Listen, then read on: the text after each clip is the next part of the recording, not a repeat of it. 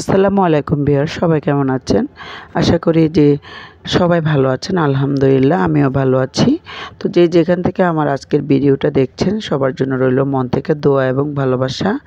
তো ভিডিওর শুরুতেই বলবো একটা লাইক দিয়ে ভিডিওটা কন্টিনিউ করবেন। এখানে আজকে আমি মজার একটা রেসিপি নিয়ে আসছি, দেখেই বুঝতে পারছেন কতটা লোভনীয় হয়েছে। সেটা আমি বরবটি দিয়ে করব। আমার সাথে থেকে পুরো রেসিপিটা আপনারা অবশ্যই দেখবেন। আর ভিডিওর শুরুতে একটা লাইক দিয়ে অবশ্যই ভিডিওটা কন্টিনিউ করবেন। নতুন হয়ে থাকলে চ্যানেলটা অবশ্যই সাবস্ক্রাইব করবেন। তো এখানে আমি প্রথমে যে মাছটা দিয়ে রান্না করব বরবটিটা, সেই মাছটা ভেজে নিচ্ছি। এখানে আমি ইলিশ মাছ নিয়েছি। আপনারা যে কোনো মাছ দিয়ে করতে পারেন, তবে ইলিশ মাছ দিয়ে অনেক বেশি মজা হয়। তো এখানে আমি ইলিশ মাছ একটু ভেজে নিব, কারণ আমি বেশিরভাগই মাছ ভেজে তরকারিতে দেই। তো আজকেও সেইভাবে ভেজে নিচ্ছি। তো হালকা করে একটু ভেজে নেব, খুব বেশি ভাজবো না, কারণ তরকারিতে যেই মাছটা আমি দেই সেই মাছটা কিন্তু আমি খুব বেশি ভাজি না। তো মাছটাকে একটু উল্টে দিচ্ছি,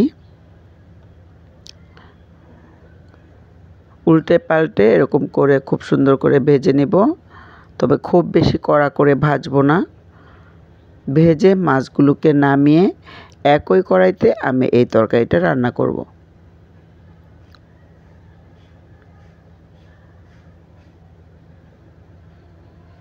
এখন মাছগুলো আমি ভাজা হয়ে গেছে, আমি উঠিয়ে নিচ্ছি। আমি যেহেতু সরিষার তেল দিয়ে রান্না করি, সেই জন্য রান্না করতে গেলে একটু ফেনা ফেনা ভাব উঠে, মানে তেলের মধ্যে।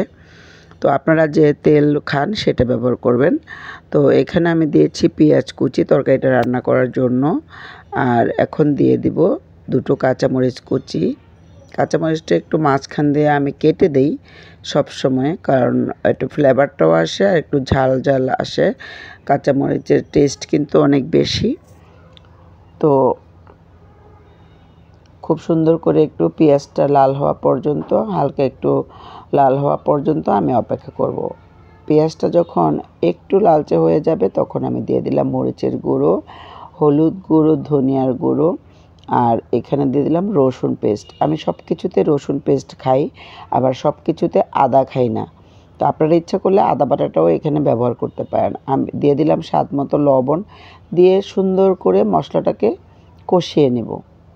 যতক্ষণ না পর্যন্ত তেলের উপরে উঠবে ততক্ষণ পর্যন্ত আমি কষাবো, কারণ মশলাটা কষানোর উপরে ডিপেন্ড করে তরকারির মজা। যত বেশি সুন্দর করে কষাবেন অল্প জালে, তত বেশি মজা হবে তরকারিটা। এটা মনে রাখবেন। তো এখন আমি এখানে কেটে রাখা বরবটি আর পাতলা করে কেটে রাখা আলু, মানে বরবটির মতো করে একটু মোটা করে কেটে রাখা আলু এখানে আমি দিয়ে দিচ্ছি। তরকারির সাথে সাথে কিন্তু আপনি যেই সবজিটা রান্না করবেন তার সাথে কিন্তু আলুটা ওইভাবে কাটতে হয়। আর কোন মাছের সাথে রান্না করবেন সেই হিসাবে কিন্তু আপনাকে তরকারিটা কাটতে হয়, তাহলে মানানসই হয়। তো এখন আমি একটু মশলার সাথে কষিয়ে একটু ঢেকে দিয়েছি। অনেক টেস্টি হয়েছিল তরকারিটা, অনেক ভালো লেগেছিল। অনেক দিন পরে খেয়েছি বরবটি তরকারি। বরবটি ভাজিটাও অনেক বেশি মজা, ভর্তাটাও অনেক বেশি মজা। আপনারা একবার হলেও সব কিছু ট্রাই করতে পারেন। তো খুব সুন্দর করে আবারও একটু কষিয়ে নেব। কষিয়ে নিয়ে আমি এখানে ঝোল দিয়ে দিচ্ছি, যেহেতু একটু ঝোল ঝোল হবে এটা।